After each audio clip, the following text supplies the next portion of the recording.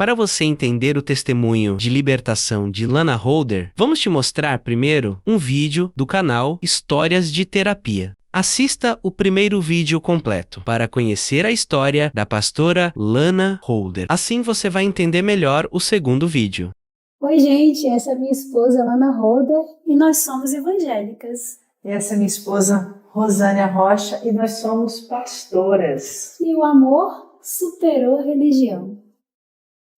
Fui namorar com 14 anos, meu primeiro namorado, e de cara, eu posso dizer com todas as letras, eu não me encontrei. Casei com um homem, tivemos um filho, eu vivia tipo dentro de uma caixa velada, mas eu não sabia definir exatamente o que se passava comigo. Eu morava nos Estados Unidos. Antes de eu sair do Brasil, eu já tinha um ministério consolidado como cantora gospel, né? Mas eu vim conhecer a Lana em 2000 e algumas bolinhas. A minha história era de alguém que tinha saído da homossexualidade e eu andava pelo Brasil e pelo mundo inteiro contando a minha conversão e a minha tal cura gay. Aos 10 anos eu me apaixonei pela minha professora de redação. Aos 12 anos de idade eu estudava num colégio de freira, eu era interna.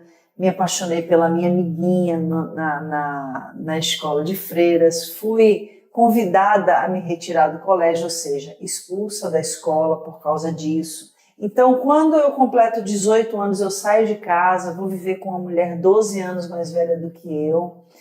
E nesse processo a minha mãe se converte ao evangelho e ela vem pregar o evangelho para mim. E me converter ao evangelho era porque eu tinha aprendido, segundo o que minha mãe havia me trazido e a igreja havia me apresentado, que eu ia para o inferno por ser como eu era. Eu acredito que ninguém em sã consciência quer ir para o inferno. Então eu fiz tudo aquilo que eu entendia que eu precisava fazer para deixar de ser quem eu era. Então, é aquela cobrança de você é uma ex-lésbica, você precisa casar, porque o casamento é a prova da tua cura. Depois que eu casei, eu percebi que nada tinha mudado, que eu continuava lutando com os meus desejos, com os conflitos, e era algo desesperador e enlouquecedor. Com quase 4 anos de casamento, eu conheço a Rosânia e eu compreendo que aquilo que eu havia pregado no Brasil e em muitos lugares do mundo, eu não havia conseguido de fato. E é quando a minha fé entra em conflito. Porque eu pensei, se Deus não me curou, se for uma doença, se Deus não me libertou, se for demônios, então eu nasci para ir para o inferno. A primeira vez que eu vi ela foi uma coisa muito inédita para mim, porque eu não tinha tido até então envolvimento com nenhuma mulher. Eu me lembro que eu estava sentada na primeira fileira e a igreja estava super lotada. E quando eu a vejo pela primeira vez, eu sinto algo dentro de mim. A gente evitava de se encostar, porque eu já percebia que a gente realmente tinha uma eletricidade ali, né? Latente.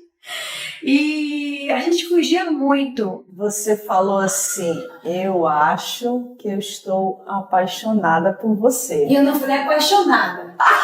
Eu disse assim, eu acho que eu estou gostando de você de uma forma diferente. Gostar e apaixonada não, é a vamos mesma falar coisa. direitinho. Aqui tem que ser bem certinho. Eu olhei para ela e falei, a recíproca é verdadeira. E aí a gente começou a orar junto, pedindo para que Deus tirasse aquele sentimento da gente. Sim.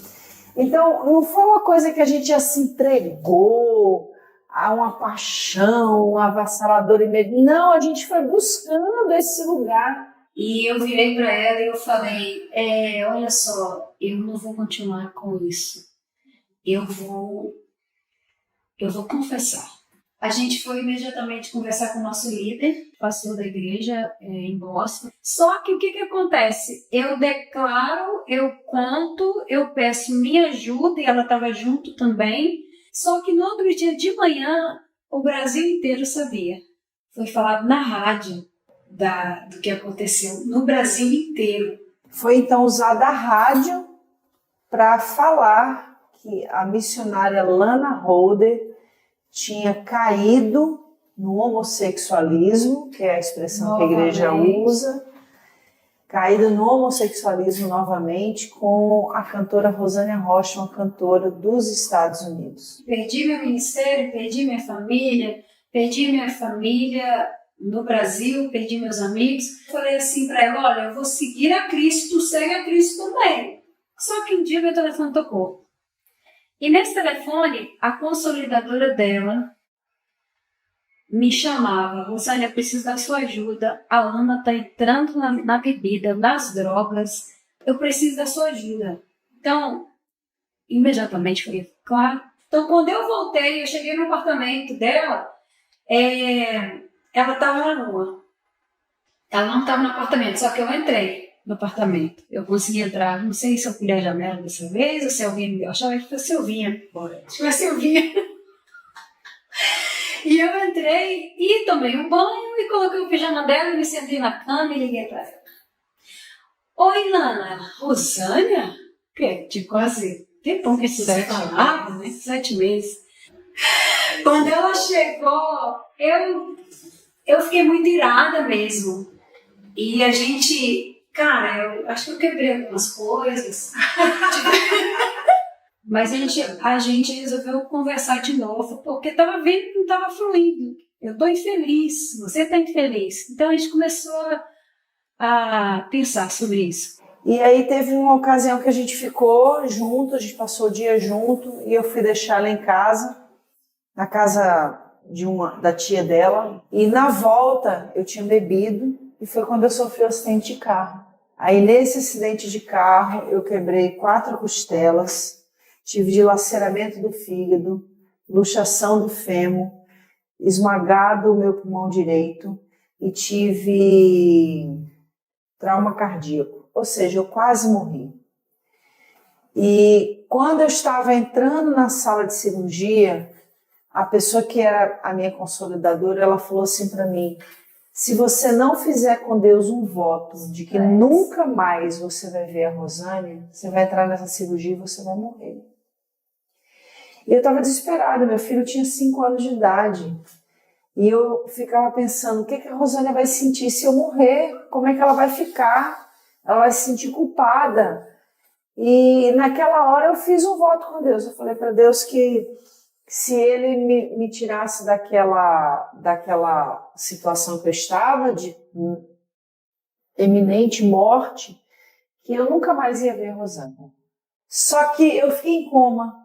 Nesse coma, Deus falava comigo. Eu me via dentro de um quarto muito grande, branco. Filha, eu estou aqui para te perguntar se você quer ir comigo ou se você quer ficar. Então, Deus não me tratou como uma sapatão, uma lésbica, uma perdida, uma rejeitada. Não, Ele me chamou de filha. Ele não me chamou nem de Lana. Ele me chamou de filha. Ele estava dizendo para mim que eu ia para o céu com ele. Então aquilo mudou a minha vida radicalmente. Eu acordei do coma e aí foi quando eu falei para ela, eu vivi uma experiência e eu tenho certeza que Deus nos ama e nos aceita como nós somos. E a gente recebeu uma palavra de Deus muito precisa, que era: eu estou levantando vocês para fazer a última colheita antes do arrebatamento. E Deus falou com você também. Não me arrepiei. Em um lugar que você foi pregar. Você ainda não tinha ainda assumido totalmente. Estava pregando nas igrejas. Deus usou uma irmã. Ela olhou para mim, Deus tomou ela, usou ela e falou assim: eu estou vendo na sua mão um cajado diferente. E eu vejo muitas ovelhas, todas coloridas. E a gente tinha esse desejo de começar uma comunidade de fé, porque todas as vezes que a gente estava junto, 90% dos nossos amigos eram pessoas que não estavam mais dentro da igreja por causa da sua sexualidade. Quando eu cheguei na casa da minha avó, e a Lana ficou do lado de fora porque eu queria visitar, né? Não sabia como ia ser, ela ficou do lado de fora, eu entrei. Quando eu entrei, ela me abraçou e a gente se sentou e ela olhou para mim e falou: eu estou vendo, Deus está me mostrando você e ela vestida de soldado. Vocês estão fadadas com o uniforme de soldado. E eu vejo no seu peito, falando de mim, uma medalha, várias medalhas, e ela também em posição de guerra. E atrás de vocês vem um grande exército. Então a Cidade Refúgio é uma igreja que a gente chama de igreja inclusiva. Algumas pessoas a rotulam como igreja gay. Na realidade, isso tudo é uma forma muito errada de se falar, porque o nome igreja já engloba tudo, já inclui a todos.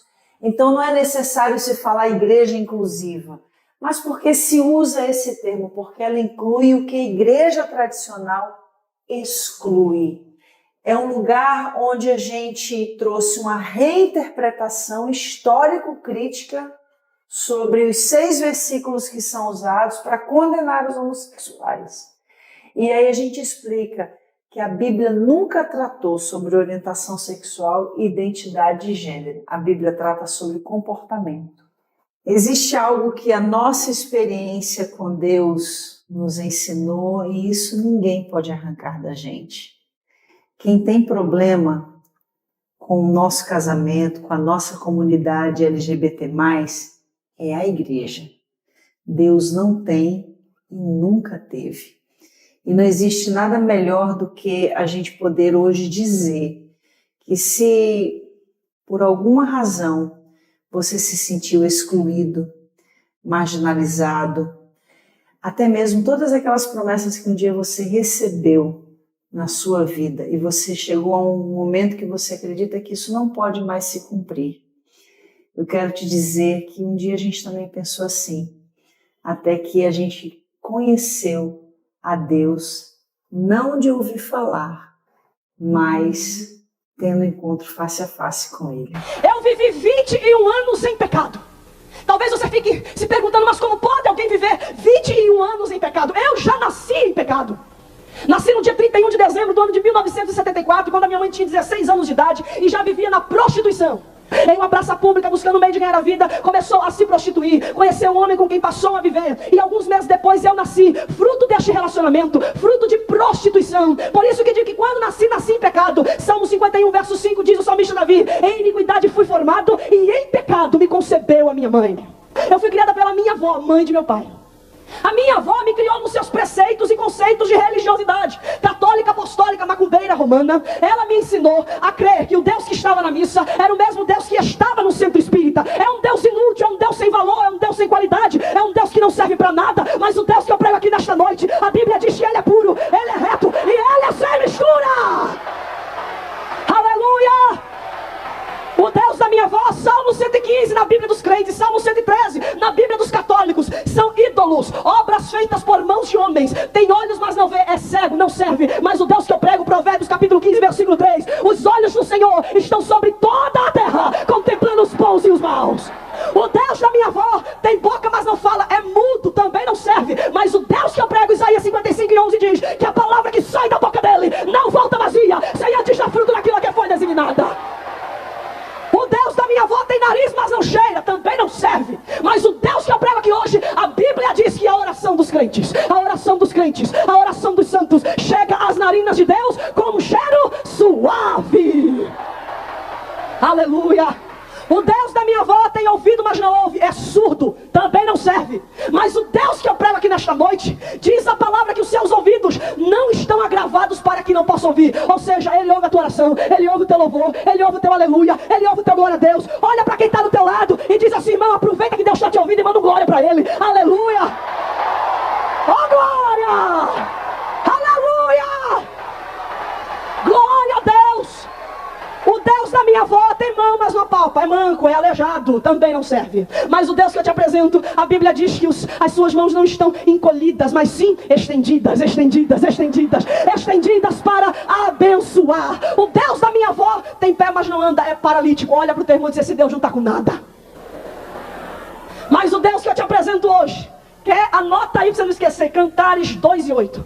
E ele vem saltando sobre os montes, pulando sobre os outeiros. É o Senhor! Aleluia! A minha avó me ensinou a acender vela para as imagens. E eu ia e acendia vela para as imagens de escultura. Mas depois que eu aceitei Jesus, eu descobri que não preciso mais acender vela. Sabe por quê? Porque o Jesus que eu tenho hoje, ele não precisa de vela. Isaías capítulo 9, versículo 2. O povo que andava em trevas viu uma forte.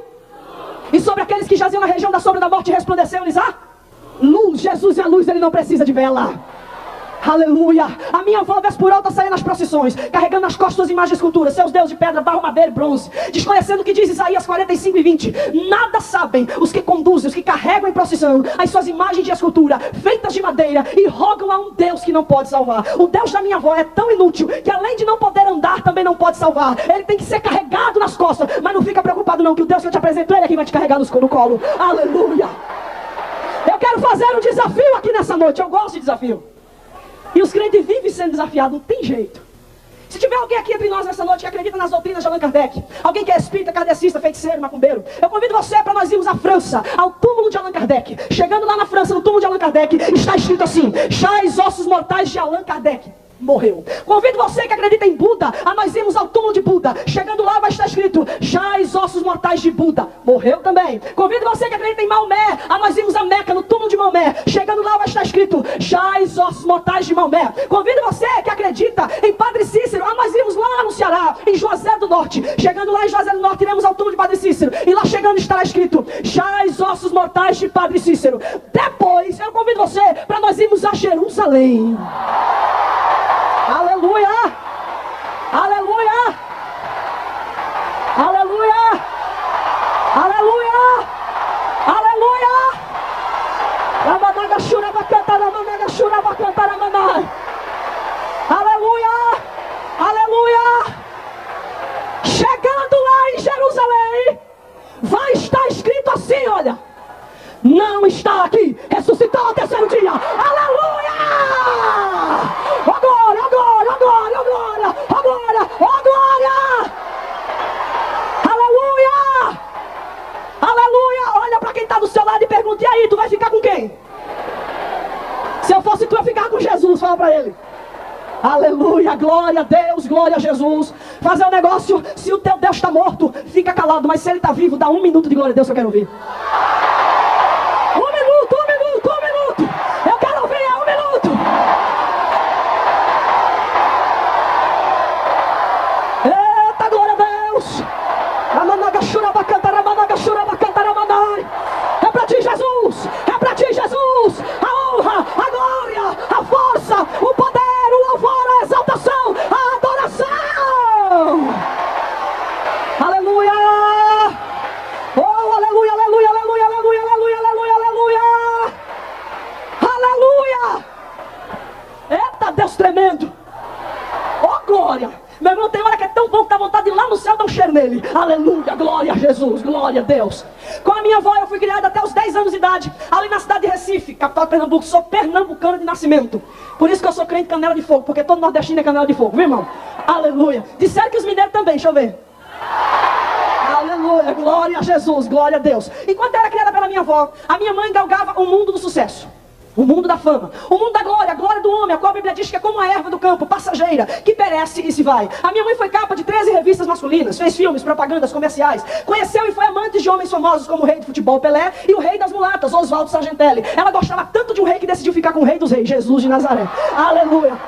Ela fez uma ótima escolha. Aos 10 anos de idade eu fui morar com ela no Rio de Janeiro. A partir daí a minha vida se tornou um verdadeiro inferno. Era um sonho meu, desde criança, estar morando com a minha mãe. Mas esse sonho, quando se tornou realidade, pareceu-se com um pesadelo. Eu e ela brigávamos, discutíamos, e por qualquer motivo a minha mãe me batia. Quando eu completei 12 anos de idade, ela me colocou no colégio interno de freiras. Ali eu tinha a Bíblia como livro de cabeceira, mas eu não lia. É como muita gente que tem a Bíblia em casa aberta no Salmo 91, cheia de poeira, nunca leu. Disse Jesus: erra o homem por não examinar as Escrituras. Por quê? Por quê?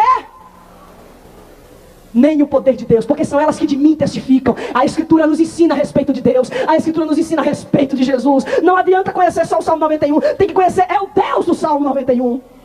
Ali aos 12 anos de idade, eu conheci o homossexualismo. Aí você fica chocado, com 12 anos, uma criança, e eu concordo com você em gênero, número e grau.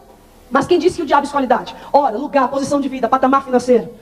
A Bíblia diz em João 10:10 que ele vem ensinar a matar, roubar e destruir. Tudo aquilo que o diabo toca, ele destrói. Tudo aquilo que Jesus toca, Jesus levanta. Jesus sara, Jesus cura, Jesus restaura. Eu estava debaixo de maldição. Salmo 16, verso 4 diz que aqueles que levam oferendas a outros deuses terão as suas dores multiplicadas. Ou seja, eu estava levando oferendas a Deus de pedra, Deus de barro, Deus de madeira. Eu estava debaixo de maldição. Mas aquele que serve ao Deus Todo-Poderoso, meu irmão, esse aí está debaixo de promessa. Salmo 91, verso 1. Aquele que habita no esconderijo do Altíssimo, a sombra do Onipotente descansará. E aí, irmão, parou por aí? Não, meu irmão, tem muito mais. Você quer ver uma coisa? Olha todo mundo pro lado esquerdo. Todo mundo olha pro lado esquerdo. Eu quero te dizer que nesse dia 1000 caíram do teu lado esquerdo. Agora olha todo mundo pro lado direito. Eu quero te dizer que neste dia 10.000 caíram à tua direita. Agora dá uma olhadinha aí em você. Tá faltando um pé, uma mão, um pedaço, tá tudo inteiro. 1000 cairão ao teu lado, 10.000 à tua direita, mas tu não serás atingido. Aleluia! É promessa de bênção. Então vivemos debaixo da promessa de Deus. Se eu lesse a Bíblia, eu saberia que o homossexualismo é pecado. Não só no Antigo Testamento, especificamente no livro de Levítico, como também no Novo Testamento, a saber em Romanos capítulo 1, versículo 26 em diante, ao qual diz: pelo que Deus os abandonou às paixões infames, porque até as suas mulheres mudaram o uso natural no contrário da natureza, e semelhantemente também os homens, deixando o uso natural da mulher, se inflamarem em sua sensualidade, uns para com os outros, homem com homem, cometendo torpeza e recebendo em si mesmos a recompensa que convinha ao seu erro, pelo que eles não importaram de tomar conhecimento de Deus. Deus os entregou às concupiscências dos próprios corações, para desonrar os seus corpos entre si, sendo murmuradores, detratores, aborrecedores, injuriadores, caluniadores, infamadores, desobedientes a pai e mãe, desobedientes a Deus, que são dignos de morte os que tais coisas praticam e aceitam os que fazem. O homossexualismo é pecado, e a Bíblia diz que o salário do pecado é mas o dom gratuito de Deus é a vida eterna. Eu fui expulsa daquele colégio porque as freiras descobriram. Mas quando eu saí de lá, eu não deixei lá o que eu aprendi. Eu levei para o mundo juntamente comigo. Havia uma maldição hereditária na minha família que já foi quebrada pelo poder do sangue de Jesus Cristo. Eu tinha uma tia-avó que era lésbica e espírita. Morreu no lesbianismo e no espiritismo. Eu tinha 2 tias minhas, irmãs de minha mãe, que eram lésbicas. Uma delas hoje é crente, para a honra e glória do nome do Senhor Jesus Cristo. A outra ainda vive no lesbianismo, mas espera ainda um pouquinho que eu creio na palavra de Deus. Atos 16:31 me garante: crê no Senhor Jesus Cristo e será salvo tu e a tua casa. Aleluia. Aleluia, glória a Deus, glória a Jesus, glória a Deus. Irmãos, conforme eu crescia, o desejo pelo homossexualismo crescia em mim. No mundo hoje em dia, os homens estão mudando as suas próprias leis. Existem muitos países que estão até tentando impetrar aqui no Brasil a lei que permite o casamento entre homossexuais. Os homens estão mudando as suas leis, mas existe uma lei que os homens jamais poderão mudar. É esta lei aqui, olha. Jesus disse: passará o céu, passará a terra, mas as minhas palavras não hão de passar. Quando eu completei 15 anos de idade, eu era um adolescente que tinha de tudo. Do bom e do melhor. Nunca me faltou nada, eu nunca desejei nada, eu não tinha tempo de desejar nada, porque antes de eu desejar, eu já possuía. Com 15 anos, eu já conhecia a Walt Disney World em Orlando, Flórida. Já havia ido a Miami, já havia feito um cruzeiro de navio até as Bahamas. Já conhecia Buenos Aires, Bariloche na Argentina, muitos lugares pelo Brasil. No meu quarto, eu tinha todos os tipos de instrumentos eletrônicos que você possa imaginar. Teclado, guitarra, bateria eletrônica, computador, videocassete, televisão, tudo. Para cada peça de roupa que eu vestia, eu possuía um par de sapato. O dinheiro da minha mãe me dava tudo, mas nunca, jamais pode me dar o que eu tenho hoje: salvação e vida eterna. Sabe por quê? Efésios 2:8. Pela graça sois, e isto não vem de vós, é dom de... Não adianta ser rico, milionário, bilhardário. Se não tiver Jesus, não tem nada. Não adianta ter toda a riqueza do mundo, porque o apóstolo Pedro escreveu dizendo que nós somos comprados não com ouro, não com prata, não com pedra preciosa, mas resgatados com o precioso sangue de Jesus Cristo. Existem aquelas pessoas que batem no bolso e dizem: meu Deus, é o meu dinheiro. Eu já encontrei com muitas dessas por aí quando vou evangelizar. Mas eu gosto quando eu encontro dessas. Você quer ver? Ezequiel capítulo 7. Olha o que é que a palavra de Deus fala para essas pessoas. Capítulo 7, versículo 19. A sua prata e o seu ouro lançarão pelas ruas, serão como imundícia, nem a sua prata e nem o seu ouro os poderão livrar no dia do furor do Senhor. Eu quero ver dinheiro dar para eles o que eu e você temos de graça: salvação e vida eterna. Eu quero ver dinheiro dar para eles o que eu e você temos de graça: o nosso nome é escrito lá no livro da vida. Eu quero ver dinheiro dar para eles o que eu e você temos de graça: batismo com o Espírito Santo. Não dá porque é de graça. Olha pro teu irmão, não pode dar glória a Deus, você não paga nada, não é de graça. Aleluia, glória a Deus, glória a Jesus. Quando eu completei 17 anos de idade, eu passei 6 meses em Recife, morando com a minha avó, mãe de minha mãe. Aqueles 6 meses que eu passei morando com a minha avó, eu conheci a chamada libertinagem. Aí você se pergunta o que é libertinagem? É o oposto de liberdade. Libertinagem é levar uma vida dissoluta, uma vida sem freio, de prostituição, de idolatria, de fornicação. É aquela pessoa que bebe, que fuma, que se prostitui, vai para bar, para boate, bate no peito e diz: eu sou livre. Mentira, quem leva uma vida dessa é escravo do diabo. Liberdade, de acordo com a palavra de Deus, João capítulo 8, versículo 32 e 36. Conhecereis a verdade, e a verdade vos libertará. Se o Filho vos libertar, verdadeiramente sereis livres, porque onde está o Espírito do Senhor, aí há liberdade. Sabe o que é liberdade para mim, meu irmão? Liberdade para mim é ser templo e morada do Espírito Santo de Deus. Liberdade para mim é dobrar o joelho e ter certeza que Deus está ouvindo a minha oração. Liberdade para mim é abrir a boca e falar uma língua que ninguém entende porque é língua estranha. Liberdade para mim é expulsar demônios em nome de Jesus Cristo. Liberdade para mim é pregar a palavra de Deus com poder, com unção e ousadia. Liberdade para mim é abrir a boca e dar glória a Deus misturado com aleluia. Liberdade para mim é estar preparado para no dia que Jesus voltar para buscar a igreja, subir com ele para a glória. Isso é liberdade. Só quem é livre levanta as duas mãos e diz aleluia. Glória a Deus, glória a Jesus. Irmãos, a primeira coisa que eu fiz na libertinagem: 3 tatuagens, uma nas costas, outra na barriga, uma no tornozelo da perna esquerda. Levítico 19, 28 fala contra a tatuagem, dizendo: pelos mortos não dareis golpes na vossa carne, nem fareis marca alguma sobre vós. Eu sou o Senhor. Ah, quando Deus fez a mim e a você, Ele caprichou. Pode ver que não tem crente feio, é tudo bonito. Pode ser careca, banguelo e zarolho, mas é bonito. Olha para quem está do seu lado, cutuca ele e fala: mas tu é bonito, hein? Aleluia. Glória a Deus, glória a Jesus. Crente é lindo. Crente é bonito. Sabe por quê, meu irmão? Porque quando Deus fez a mim e a você, Ele não nos fez para nós termos uma marca qualquer. Ele nos fez para nós termos a marca do sangue de Jesus de Nazaré. Aleluia, glória a Deus. Irmã, cadê essa tatuagem? Está no mesmo lugar. Por que a irmã não tirou? Por 3 motivos. Primeiro, porque eu prego um Deus de coisas impossíveis. Segundo, porque eu vivo o que eu prego. Terceiro, porque Deus falou para mim que ia tirar. Deus disse isso, disse. Eu tinha 2 anos de evangelho, estava pregando na igreja batista, Largo da Paz, lá em Recife. Quando eu terminei de pregar, eu vi quando uma irmã levantou cheia do Espírito Santo. Quantos creem aqui que Deus fala? Levanta a mão. Quando eu vi aquela irmã levantando cheia do Espírito Santo, vindo na minha direção, eu disse: lá vem papai. Eu sabia que Deus ia falar comigo. E Deus usou aquela irmã para mim e disse assim: olha, aquilo que tu tens me pedido para eu tirar, vai desbotar. Você vai procurar e não vai encontrar, porque eu, o Senhor, vou tirar. Aí quem não crê fica calado, mas quem crê dá glória a Deus.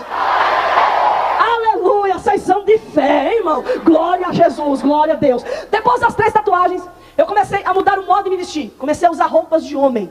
Calça de homem, sapato de homem, camisa de homem. Eu comprava as minhas roupas na seção masculina da C&A. Quando eu falei para vocês no início a respeito da fita de vida, exatamente concernente ao modo como eu me vestia, qual o corte do meu cabelo. Eu comecei a raspar meu cabelo metade da cabeça para baixo. Comecei a usar drogas como o cheirinho da Loló e lança-perfume quando eu frequentava os bares e as boates gays, lugares que só frequentam homens e mulheres homossexuais. A Bíblia também fala em Isaías capítulo 5, versículo 11, contra o uso de bebidas alcoólicas, dizendo: ai daqueles que se levantam pela manhã e seguem a bebedice e se demoram até que a bebida os embriaga. Dia após dia eu estava descendo ao profundo abismo, ao fundo do abismo, ao qual diz a palavra que é um abismo chama outro abismo. Foram 6 meses nessa vida dissoluta, até que minha mãe liga para Recife mandando que eu retorne para o Rio de Janeiro. Contra a minha vontade eu volto ao Rio no dia 23 de dezembro, ano 1992. Quando eu chego no aeroporto do Galeão, que minha mãe olha para mim e ela pergunta: o que aconteceu com você? Eu disse: nada. E ela disse: como nada? Eu vim buscar uma filha, encontrei um filho e você diz que não aconteceu nada.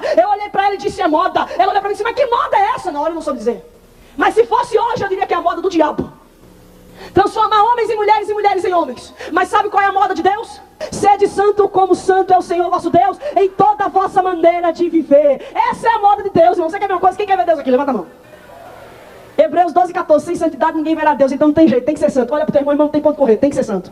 8 dias depois de eu chegar no Rio de Janeiro, eu completei 18 anos.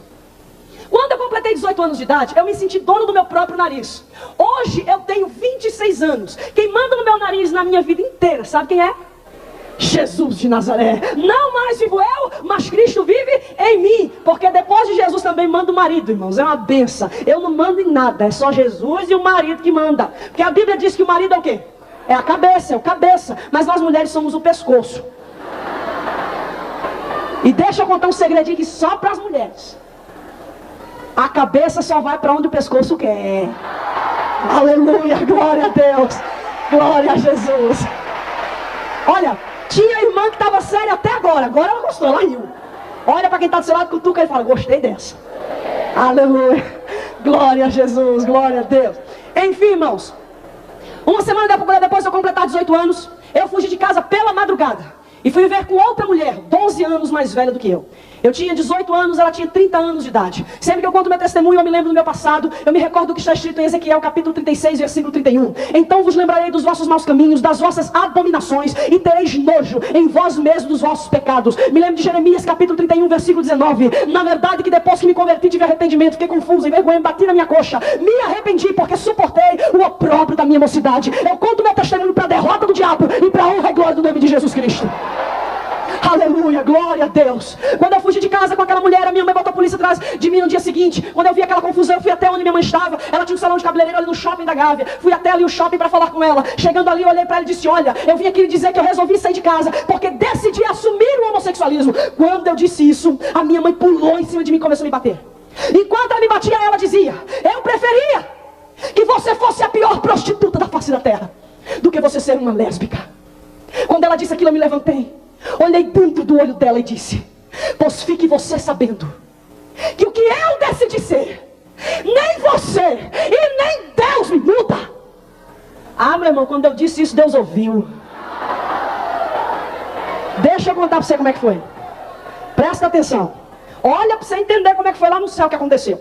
Jeová estava sentado lá no trono de glória, lindo e maravilhoso, porque ele é lindo.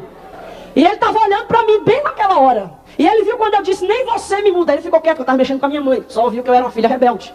Quando eu olhei para cima e disse, e nem Deus me muda. Aí ele levantou e disse, como é que é o negócio? Ele levantou. Aleluia. Aleluia. Ele levantou, olhou para mim e disse, como é que é o negócio? Nem eu te mudo, que história é essa? Espera aí um pouquinho, viu? Que você vai dar glória a Deus misturar com aleluia. E ainda vai dar seu testemunho lá na Batista da Lagoinha. Aleluia! Oh, glória a Deus! Glória a Jesus! Ele é Deus, Ele é Deus, Ele é Deus, Ele é Deus! Ele é Deus! Deixa eu dizer uma coisa pra você. Eu vou profetizar na tua vida aqui hoje. Você que tem alguém em casa que bate no peito e diz assim, eu nunca vou ser crente. Você que tem alguém em casa que põe o dedo no teu nariz e diz assim, olha, eu morro, mas eu não viro crente. Você que tem alguém em casa que bate o pé e diz, eu nasci assim e vou morrer assim. Deus diz assim para você nesta noite. Não se preocupe, porque é essa aí que eu vou buscar. É essa aí que eu quero. É essa aí.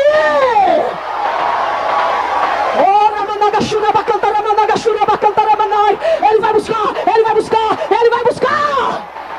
Irmã, e esse negócio aí está na Bíblia? E o melhor que está. Isaías capítulo 37, versículo 29. Presta atenção.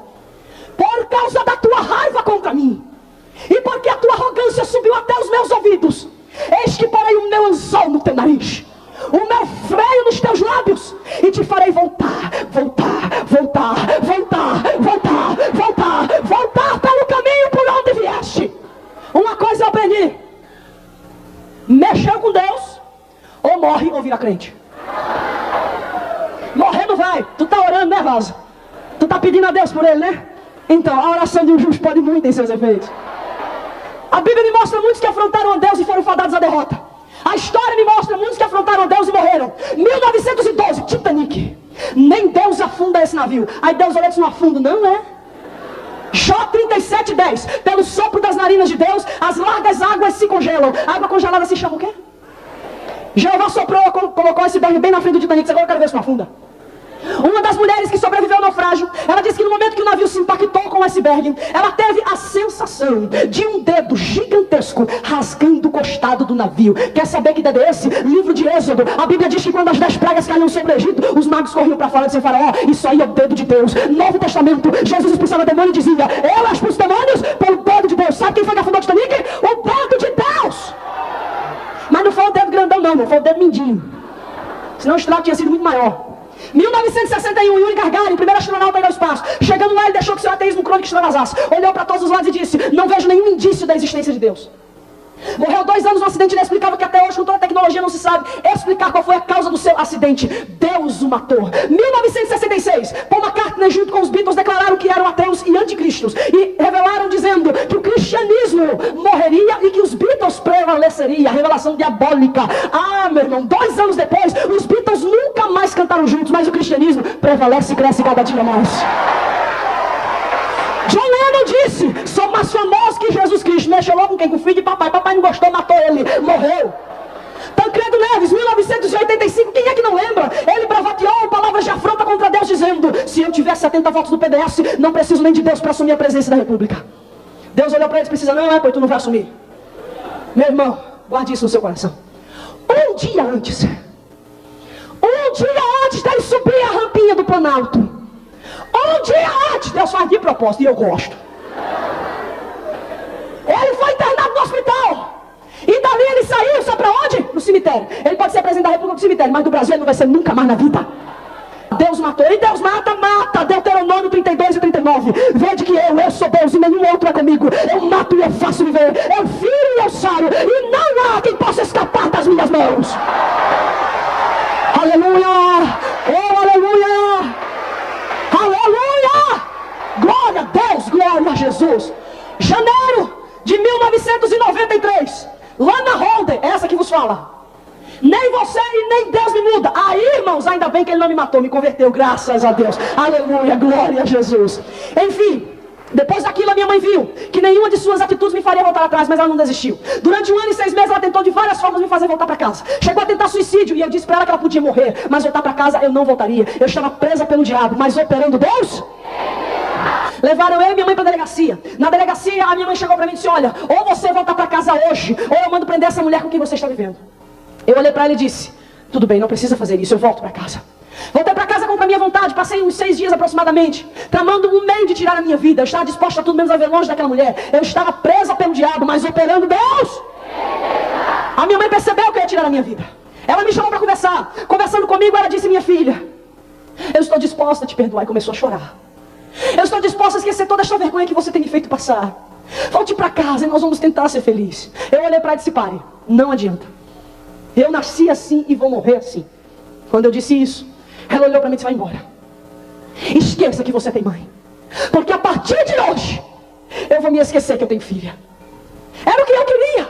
Viver a minha vida sem ter a minha mãe me importunar, tentando me fazer voltar atrás daquilo que eu havia decidido viver. E eu esqueci que ela existia, como ela também esqueceu que eu existia. Mas eu te digo uma coisa: quando todos se esquecem de você, quando até o teu pai ou a tua mãe se esquece de você, o meu Deus diz na sua palavra que ainda que uma mãe se esqueça do seu filho, ele jamais se esquecerá dele. Deus não esqueceu de você. Deus não desistiu de você. Ele investiu alto e ele vai até o fim contigo. Ouça bem, foram 6 meses que eu passei sem ouvir e nem ver a minha mãe. Até que 6 meses depois eu recebo um telefonema. Alô? Minha filha! Eu disse: não acredito. Lá vem ela de novo. Diz: o que é que a senhora quer? Ela disse: olha, eu estou te ligando para te dar uma novidade. Eu mudei. Aí eu pensei: mudou? Só se foi para pior. E ela continuou: eu estou diferente. Aí eu disse: pronto, deve ter pintado o cabelo de loiro. E ela continuou: eu nasci de novo. Eu disse: pronto, agora foi, piorou tudo, não entendi nada. A Bíblia diz que o homem natural não entende as coisas espirituais, mas o espiritual tudo discerne, e por ninguém discernido. Eu disse: como assim nasceu de novo? Ela disse: agora eu sou crente. Eu disse: você não ficou, foi doida. Ela disse: não, eu aceitei Jesus. Eu disse: o que é aceitar Jesus? Ela disse: olha, eu não posso mais fazer nada do que eu fazia. Não posso mais beber, não posso mais fumar, não posso mais usar droga, não posso mais namorar do jeito dela, né? Porque a minha mãe teve 5 maridos. E antes de aceitar Jesus, estava com 3 namorando ao mesmo tempo. Quando Jesus encontrou-se com a minha mãe, Jesus disse para ela a mesma coisa que disse para a mulher samaritana, com diferença da quantidade. Porque para a samaritana Jesus disse: disseste bem porque tiveste 5 maridos, e um que tu tem agora não é teu. Mas para a minha mãe Jesus disse: disseste bem, Elizabeth, porque tiveste 5 maridos, e os 3 que tu tem agora não são teus. Mas graças a Deus que em Romanos 5:20 diz que onde abundou o pecado, superabundou a graça de Deus. Irmãos, naquela hora disse: olha, não dura 15 dias. Ela disse: dura.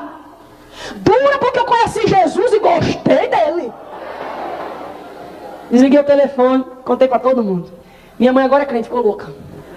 Minha mãe agora é crente, ficou louca. Minha mãe agora é crente, ficou louca. De tanto dizer isso, um dia Jesus olhou para mim, espera aí um pouquinho, viu que você vai ficar louca que nem ela.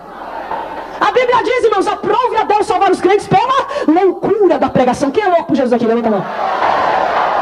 Eu quero ver, é agora, se tu é louco por Jesus. Porque só faz isso que eu vou mandar fazer quem é louco por Jesus.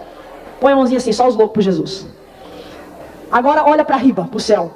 Isso. Repete assim comigo. Jesus, eu quero te dizer, eu sou totalmente, completamente louca por ti. E porque eu sou louca por ti, esse aqui, ó, é só teu. Só teu, Jesus. Ah, glória a Deus.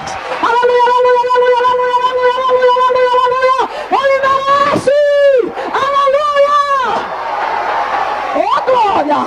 Aleluia, glória a Deus. Irmãos, um mês depois, quem é que me liga de novo? Minha mãe.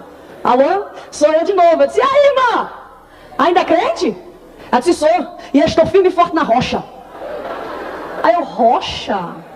O que é rocha? Gíria de crente? Ela disse, não, minha filha. Jesus é minha rocha. Salmo 40, verso 2. Tirou-me de um largo de charco de lodo e colocou os meus pés sobre a rocha. Eu disse, o que a senhora quer? Eu disse, eu queria te convidar para você vir passar uns dias aqui comigo. Eu disse, eu vou. Ela ficou estatalada. Ela não esperava que eu fosse responder um sim tão depressa.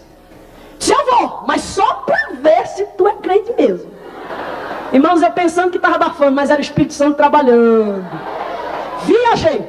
2 dias de viagem de carro. Rio de Janeiro, Bezerros, interior de Pernambuco, cidade próxima a Caruaru. Tem algum pernambucano aqui hoje? Ô, gente, bichinha. Tem macaxeira lá na tua casa? Tem? Aleluia. Irmãos, eu mal sentei no banco do carro para viajar. O meu tio da igreja batista já olhou assim para mim e disse, olha, ou você se converte, ou vai para o inferno. Eu olhei para ele e disse, calma, irmão. Calma que não é assim. Primeiro que eu não acredito em inferno. Aí ele provou na Bíblia. Coisa boa é crente de Bíblia, viu, irmão? Ele leu para mim Salmo 9, verso 17. Os ímpios serão lançados no inferno e todas as nações que se esquecem de Deus. Cheguei para ele, mas eu não vou para o inferno, eu vou para o purgatório. Aí ele disse, purgatório não existe. Eu disse, mas eu vou reencarnar. Aí ele leu Hebreus 9, 27. Aos homens está ordenado por Deus morrer uma só. Seguindo após isso, ó, juízo. Irmãos, eu fiquei com tanto medo de morrer que eu não dormia mais no carro. Eu dizia assim comigo, vai que eu durmo, o carro bate, eu morro e vou para o inferno.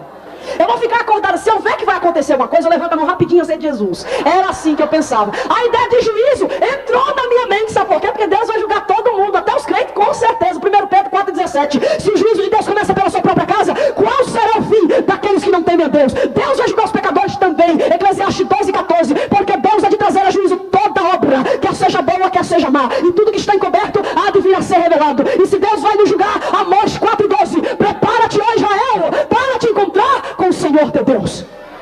Irmãos, quando eu cheguei em Bezerros, que eu vi a minha mãe, que eu olhei para ela, que ela olhou para mim, eu disse, não, tá esquisita, diferente. Malaquias 3,18. Então vereis outra vez a diferença entre o que serve Deus e o que não serve, entre o justo e o ímpio. Quando ela me viu, ela correu e me deu um abraço. Naquele abraço ela chegou bem pertinho do meu ouvido e disse assim para mim, olha, Jesus te ama. Eu nunca tinha ouvido aquilo antes. Existem tantas pessoas que cruzam o nosso caminho durante o dia e nós precisamos dizer isso para essas pessoas. Eu me senti importante naquela hora. Disse, que legal, Jesus me ama. E se tem um amor que a gente não consegue duvidar, e não pode, é o amor de Deus. Irmãos, eu passei 30 dias naquela cidade. Para onde eu ia, tinha crente para pregar para mim. Eu ia para um lado, estava os crentes lá para pregar para mim. Eu ia para o outro, estava os crentes lá para pregar para mim. Eu sentava para comer, os crentes não é bobo, né? Sentava, comia e pregava, mas eles comiam mais do que pregavam, irmãos. Eu ia dormir e sonhava que tinha crente pregando para mim. Ai, Maia, demais é não, irmão. Salmo 16, verso 7. Louvarei ao Senhor que me aconselhou. Até o meu coração me ensina de noite. Eu estava dormindo, mas quem foi que disse que Deus dorme? Salmo 121, verso 4. Não tosquenejará, nem dormirá aquele que guarda Israel. Deus não dorme, irmão. Passaram aqueles 30 dias, cheguei para minha mãe e disse, vamos embora, não aguento mais. É Jesus de manhã, Jesus de tarde, Jesus de noite, Jesus de madrugada. Estou por aqui com Jesus. Ela disse, minha filha, se converta. Eu disse, esse negócio de crente é igual para velho. Quando eu ficar velhinha, gaga, que nos pedaços eu vi o crente. Aí ela olhou para mim, Eclesiastes 12:1. Lembra-te. Lembra-te do teu Criador nos dias da tua mocidade, antes que te venham os maus dias, no qual nele não tenhas contentamento algum. Mas eu não dei ouvidos àquela palavra. E Eclesiastes 12:13 diz que de tudo que se tem ouvido, o dever de todo homem é teme a Deus e guarda os seus mandamentos. Mas eu não temi nem guardei. Voltei para o Rio, minha vida ficou pior do que estava. Eu comecei a beber de segunda a segunda. Me tornei alcoólatra. Comecei a usar cocaína de segunda a segunda. Me tornei viciada em cocaína. Eu frequentava as boates gays do Rio de Janeiro. De segunda a segunda eu tinha carteirinha de boate. Eu não pagava para entrar. Mas agora a maldita carteirinha está aposentada. Eu ganhei foi um passaporte carimbado com o sangue de Jesus Cristo para a glória. Aleluia. Eu perdi emprego, eu perdi tudo que eu tinha. O vício me levou à desgraça total. Como eu não tinha mais dinheiro nem para comprar drogas, nem para beber, eu ia para as boates utilizando as carteirinhas que eu tinha e me davam a prioridade de entrar gratuitamente para saber as pessoas que estavam ali dentro que queriam comprar drogas. E eu me oferecia para subir os morros e favelas do Rio de Janeiro. Rocinha, Vidigal, Cantagalo, Mangueira, Salgueiro, enfim, morros onde havia tráfico de drogas. E eu pegava o dinheiro, subia os morros, quando eu descia, entregava as drogas e o meu pagamento era uma parte da droga. Antigamente eu subia o morro para comprar drogas.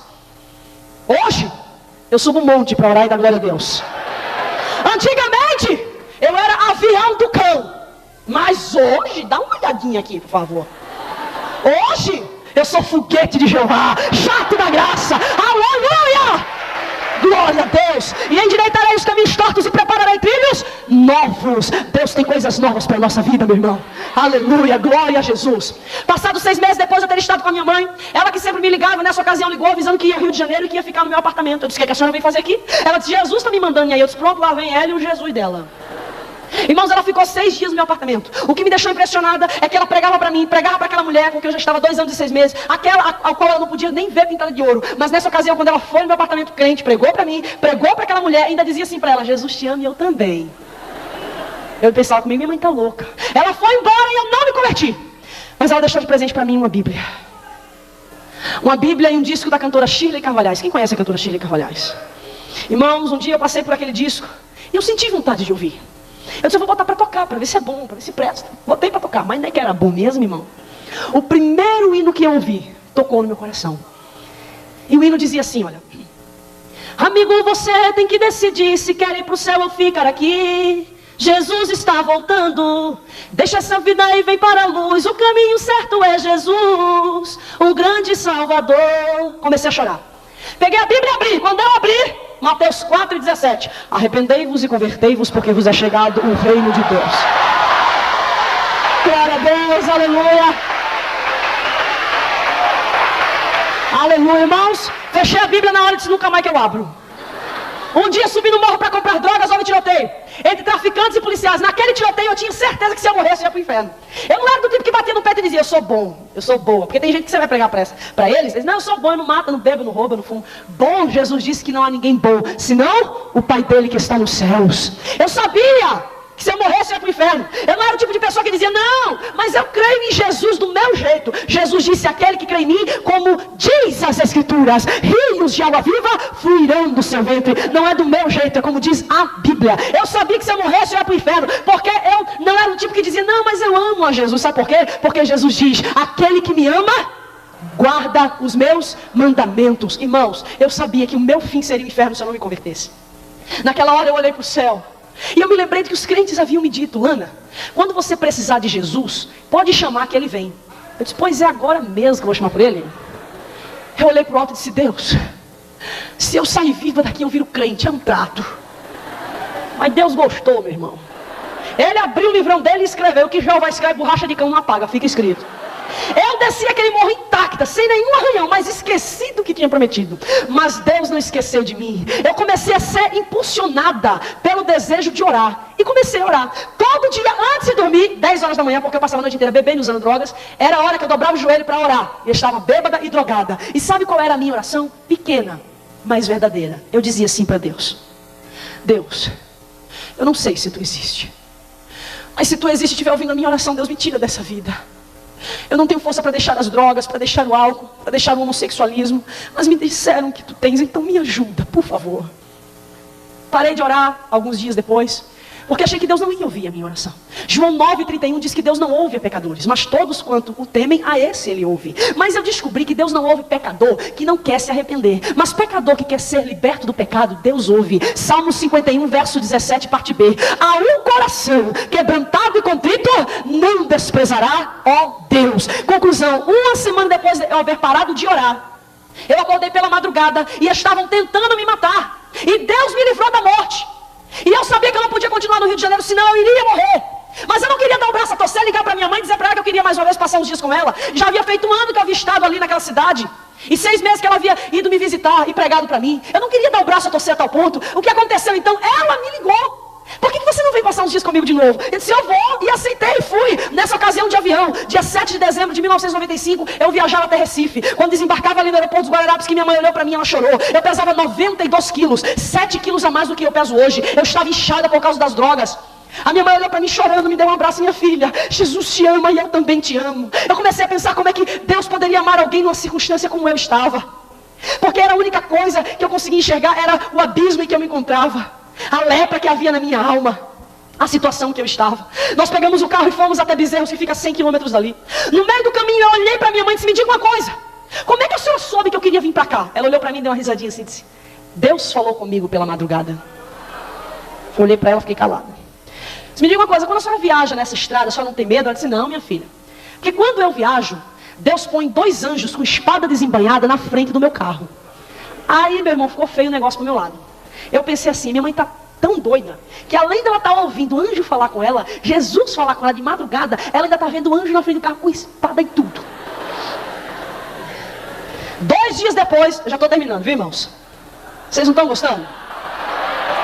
Se vocês estão gostando, você tem que fazer assim, Ó, vou fazer um negócio. Eu vou fingir que eu não ouvi esse ai e essas palmas aí, que foi muito michuruca. Eu vou fazer de novo. Aleluia. Amém. Amém. Ouça bem, eu vou fazer de novo, vocês vão fazer tá bom? Peraí, deixa eu voltar a fita. Já estou terminando. Estão gostando, irmã Denise? Que bênção, aleluia, glória a Deus. Irmãos, presta atenção. 2 dias depois, uma irmã de Petrolina foi visitar minha mãe. Quando a irmã de Petrolina chegou, olhou para mim, olhou para minha mãe, irmã Beth, quem é essa moça aí? Minha mãe disse, é minha filha. E eu botando na mesa do almoço, minha mãe sentada no sofá junto com a irmã. E eu botando na mesa e eu via que a irmã conversava com a minha mãe, mas não tirava os olhos de mim. E eu percebi que ela olhava para mim do pé até a cabeça e ela fazia assim, olha, irmãos.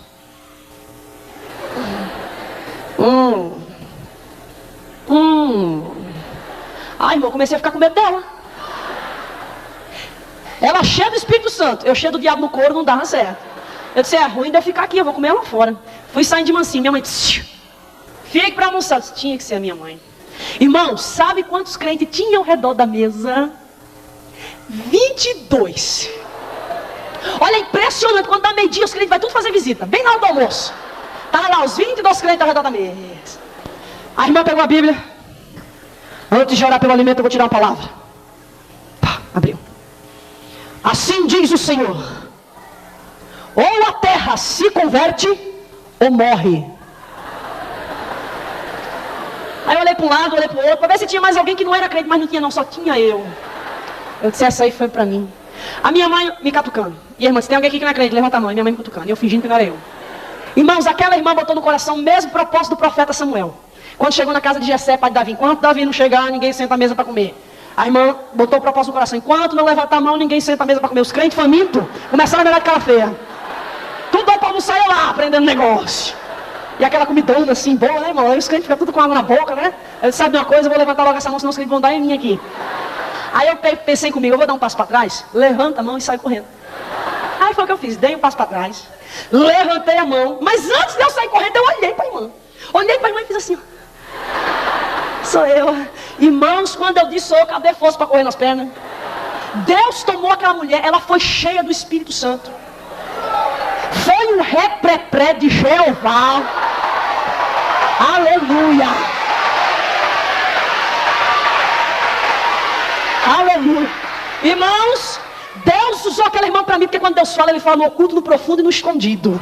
Deus falou comigo e disse assim, olha, quantas vezes tenho eu visto, quando lá naquela cidade tu sobes aqueles morros para se drogar e se alcoolizar. Quantas vezes ali eu te livrei da morte. Antes de tu chegares aqui pela madrugada, tentaram tirar a tua vida, e eu te livrei porque eu te amo. Tenho ouvido as orações da tua mãe, me levantei do meu trono e estou aqui para lhe dar vitória. E para que tu saibas que é Deus quem fala contigo, pelas madrugadas estive eu falando com a tua mãe. E quando ela viaja, ponho eu 2 anjos com espada desembainhada na frente do carro dela. E te digo isso para que tu saibas que ela não é louca, mas que eu sou Deus na vida dela. Aleluia! minha irmã. Olha Deus na tua vida, meu irmão. Naquela hora, minha mãe perguntou se eu queria aceitar Jesus. Eu olhei para ela chorando e disse que não. Coração duro que nem pedra, mas a palavra é martelo que esmiuça a penha. Naquele instante, a partir daquele momento, o Espírito Santo começou a me visitar. 3 dias. E aqueles 3 dias era como uma voz latente, uma voz pujante. O salário do pecado é a morte. O salário do pecado é a morte. O salário do pecado é a morte, mas o dom gratuito de Deus é a vida eterna. No dia 12 de dezembro de 1995, chamei minha prima pequenininha, levei ela no quarto da minha mãe. Quando chegou no quarto da minha mãe, eu olhei para ela e disse: me dê uma saia. Ela regalou o olhão. Uma saia? Eu disse: é, uma saia. Ela olhou para mim e disse: tu não usa saia? Disse: menina, me dá uma saia, pelo amor de Deus. Ela botou a mãozinha assim na cintura. Já achei. Eu já achei. Tu vai aceitar Jesus. Eu disse: é, mas tu não conta nada pra ninguém não, tá? Ele: oh, glória a Deus, aleluia. Irmãos, eu tirei aquela roupa de homem que eu usava, aquelas vestes que eu comprava na seção masculina da C&A, tirei aquelas roupas de homem. Quando eu botei a saia, que eu fui saindo, que minha mãe me viu de saia, quase caiu dura pra trás. Tu vai pra onde? Eu disse: irmã, eu vou orar, irmão. Eu vou aqui na casa do diácono e já volto. E ela foi orar. Deus fala comigo. Deus falou com ela na palavra e disse assim: olha, aquele que está em Cristo, nova criatura é. As coisas velhas já passaram, e eis que tudo se fez novo. Quando eu cheguei na casa do diácono, ele estava em pé na porta, pronto, me esperando. Só estava te esperando. Deus já tinha falado para mim que você vinha aqui hoje. Me pegou pela mão, me levou de volta para casa. Chegando em casa, ele pegou a Bíblia de Gênesis e Apocalipse. Quando ele chegou em Apocalipse 22:15, eu comecei a chorar. Ficarão de fora os cães, os feiticeiros, os idólatras, os adúlteros, os homicidas, os que amam e cometem a mentira. Olhei para ele chorando e disse: vai ficar de fora da onde? E ele disse: do céu. Eu disse: como é que é o céu? E ele leu para mim 1 Coríntios 2:9. Mas como está escrito: aquilo que o olho não viu, que o ouvido não ouviu, e que jamais subiu ao coração do homem, são as coisas que Deus tem preparado para aqueles que o amam. Naquela hora eu olhei para o irmão chorando e disse: irmão, pare, porque eu não aguento mais. Eu vou dobrar o meu joelho. Você faz uma oração por mim, porque eu quero aceitar Jesus. Aleluia. Aleluia. Aleluia. Hoje é dia 10 de março. Daqui a 2 dias eu completo 5 anos e 3 meses de evangelho. Quando eu tinha 6 meses de evangelho, Deus me levou para a primeira viagem missionária. Uma viagem transcultural. Eu fui a Stratford, Hertford, Birmingham, Londres, Edimburgo, capital da Escócia. Paramos Roma, França, Chile, Venezuela e Argentina. Colocamos a planta do nosso pé naqueles lugares. Por onde nós passávamos, nós pregávamos o evangelho. Eu e mais 31 irmãos, irmãs. Pessoas que muitas vezes não tinham cargos nas igrejas, mas tinham desejo de fazer missões. Pastores, evangelistas, missionários. E eu estava ali naquele meio. Voltei para Bezerros depois dos 33 dias de viagem missionária. Passei mais 6 meses em Bezerros. Quando completei 1 ano de evangelho, o Senhor falou para mim e para minha mãe: vamos para o Rio. Ficamos 4 meses no Rio de Janeiro. Passamos a pior prova das nossas vidas. 10 dias comendo arroz com laranja, tirado do pé. E o Senhor, quando nós estávamos comendo laranja, foi o que nos fez lembrar. Quando nós estávamos comendo arroz, foi o que nos fez lembrar do pé de laranja que tinha lá no quintal. Olha, tem uma laranjinha lá no quintal para vocês comerem. Bota aí no arroz que é melhor, que é mais gostoso. Irmãos, e comia e dava glória a Deus. Provas que muitas vezes Deus nos permite passar para que nós sejamos moldados. Depois de estar 4 meses no Rio, o Senhor me levou a mim e a minha mãe para Lages, Santa Catarina. Minha mãe passou 1 mês em Lages, voltou para Recife, eu fiquei 8 meses ali. Eu trabalhava na obra missionária, na igreja. Eu era zeladora da igreja, eu limpava o chão, limpava as cadeiras, limpava o toalete da igreja. Ganhava a cesta básica da igreja, dirigia um micro-ônibus escolar, ganhava R$60 por mês, pagava um aluguel de R$150 de uma casa, que era metade madeira, metade tijolo. A minha mãe me dava o dinheiro de Recife para completar no aluguel. Nunca me faltou nada, nunca. Quando eu estava 8 meses em Lages, Deus falou para mim e disse: vai para Recife, porque já te aperfeiçoei aqui neste lugar para a obra que tenho a realizar contigo lá do outro lado. Irmãos, eu fui para Recife, quando eu completei 2 anos de evangelho. No período de 1 ano, ou seja, no ano de 1998, eu e minha mãe visitamos 51 cidades no Nordeste do Brasil, entre os estados de Pernambuco, Rio Grande do Norte, Ceará e Paraíba. Foram 3.000 almas ganhas por Senhor Jesus Cristo. Quando eu completei 3 anos de evangelho, eu orei ao Senhor e disse: Senhor, faz 3 anos que eu estou esperando o Senhor me dar meu marido, cadê ele que não chega? 3 anos, irmãos, que eu estava sem namorar com ninguém. Desde o dia que eu aceitei Jesus, eu coloquei no meu coração: Senhor, eu não quero namorar com um hoje, daqui a um mês com outro, eu quero que o Senhor me dê o meu. Eu espero, mas o Senhor me dá o meu. 3 anos, eu disse: Deus, faz 3 anos que eu estou no Salmo 40, esperei, com paciência no Senhor. Eu vou pular para o Salmo 70. Apressa-te, ó Deus, em me dá vitória. Tem hora que só mandando Deus se apressar, irmãos. Irmãos, foram 3 meses de Salmo 70. Ô salmo abençoado. Fui pregar lá em Guarulhos, cidade de São Paulo.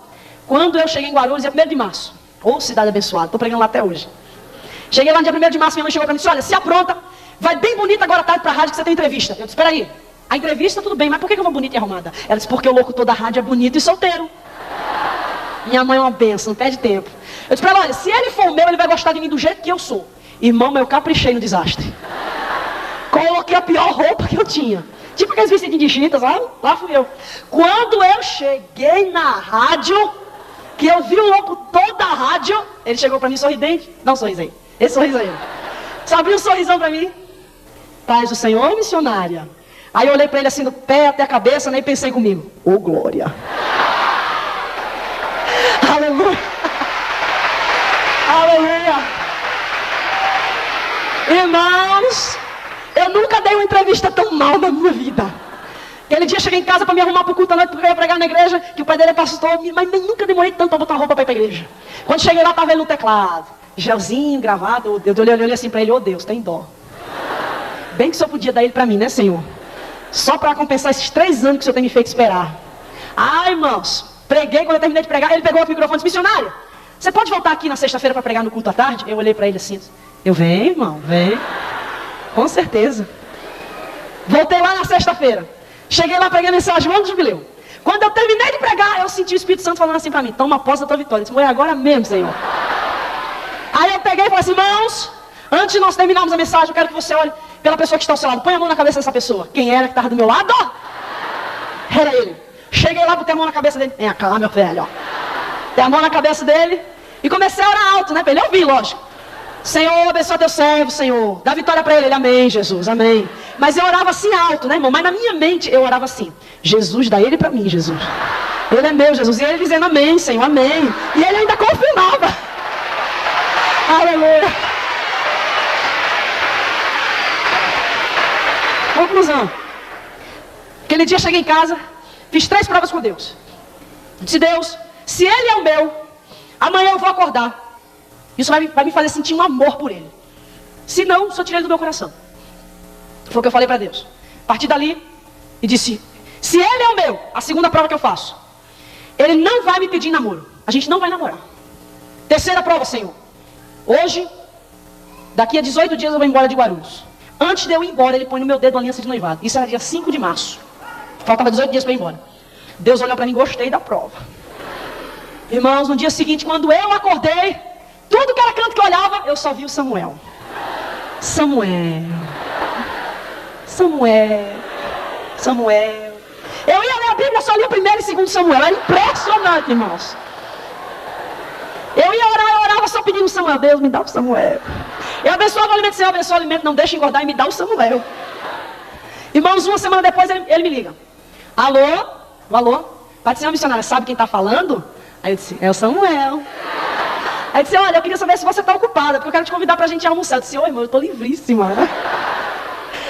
Aí, irmão, naquela hora, disse, tudo bem, então eu vou passar aí para te pegar. Eu disse, tá bom. Aí levou eu, minha mãe, a mãe dele, a irmã dele, o cachorro, o papagaio, o periquito, foi todo mundo para a churrascaria. Terminou o almoço, ele foi deixar todo mundo em casa. Na hora que foi deixar minha mãe em casa, ele chegou assim e disse, irmã Beth, eu vou levar o carro no Lava Jato? Olha, desculpa, esfarrapada. Eu vou levar o carro no Lava Jato e eu vou ficar lá sozinho esperando o carro lavar. A senhora deixa sua filha comigo? Eu olhei para minha mãe assim, cara de morte, né? Ai de você se disser não. Aí ela olhou para mim e disse, tudo bem, pode ir, vai, pode ir. Minha mãe foi o maior cupido do meu noivado, irmãos. Eu me lembro, quando chegamos lá no Lava Jato, a gente sentou assim na mesa, né? Sentamos à mesa para conversar. Ele olhou para mim e disse, eu tenho uma coisa para te dizer. Eu posso? Pode. Aí ele começou a falar, mas homem, como enrola para dizer que tá amando? Né? Não enrola, não enrola, não enrola? Enrola, irmãos. Mas ele enrolou tanto que eu quase pulei no pescoço dele. Fala logo em nome de Jesus. Aí ele olhou para mim e disse, olha, eu quero te dizer que eu estou gostando de você. Aí eu pensei, yes. Aí disse, só que tem uma coisa, eu disse, o que é? Disse, olha, eu não quero te pedir em namoro. Mas era a resposta da segunda prova, irmãos. Ele completou dizendo assim, eu quero te convidar para nós orarmos e ver o que Deus tem na nossa vida. Eu disse, tudo bem, nós vamos orar. Mas eu já estava orando, olha, fazia tempo. No dia 21 de março, eu estava na igreja do pai dele um domingo. O pai dele pregou um sermão sobre Rebeca e Isaac. Mensagem bonita para quem está amando, né, irmãos?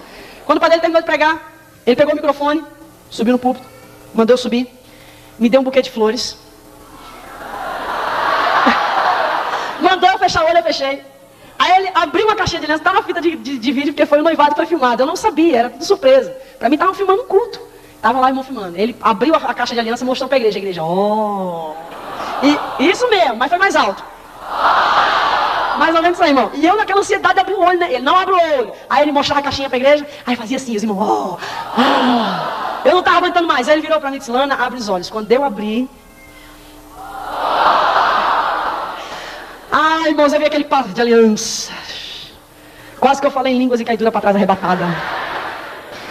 Ele olhou para mim e disse, olha, eu quero te convidar, não para você ser a minha namorada, mas para você ser a minha noiva. Você aceita? O que é que vocês acham que eu disse para ele, irmãos? Sim, eu aceito.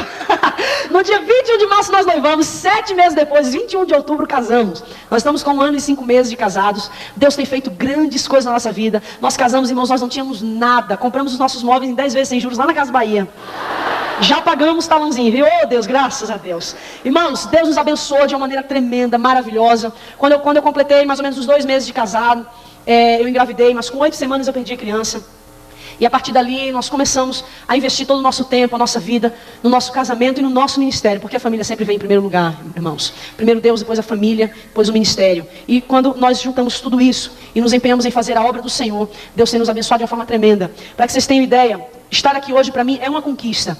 Conquistas que Deus tem nos dado, como a de estar com vocês hoje. Como em abril eu vou estar do dia 26 ao dia 30 de abril, no maior evento das Assembleias de Deus, provavelmente alguns de vocês possam conhecer, que é feito todo ano ali em Camboriú, chama os Gideões. Eu vou estar pregando para 120 mil pessoas. Vai ser a primeira mulher a pregar nesse evento. Deus está usando as mulheres, viu, irmãos? Aleluia. E Deus vai usar muito mais, é só a gente dar lugar. Enfim, irmãos, Deus tem feito grandes coisas na nossa vida. Hoje eu estou grávida. Aleluia, glória a Deus. 4 meses de gravidez, nós fizemos ontem a ultrassonografia, ontem não, quarta-feira, e nós ficamos sabendo que é um menino. Vai se chamar Samuel Davi de Souza Filho, para ser, porque é o primeiro, segundo, terceiro Samuel agora, né, irmãos? Louvado seja Deus. Eu quero que você olhe para mim agora, vem cá, por favor, querido.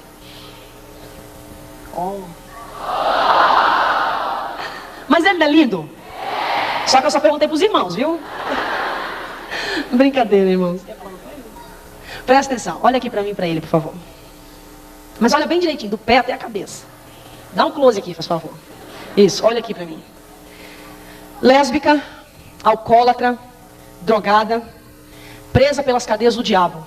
Hoje, casada, grávida, missionária, lavada, remida, restaurada, transformada, salva, liberta. Porque para esse Deus não há nada impossível. Aleluia! Aleluia! Aleluia! Oh, Ramanaga Shuraba Cantaré, Managa Shuraba Cantaré. Operando eu, diz o Senhor. Operando eu,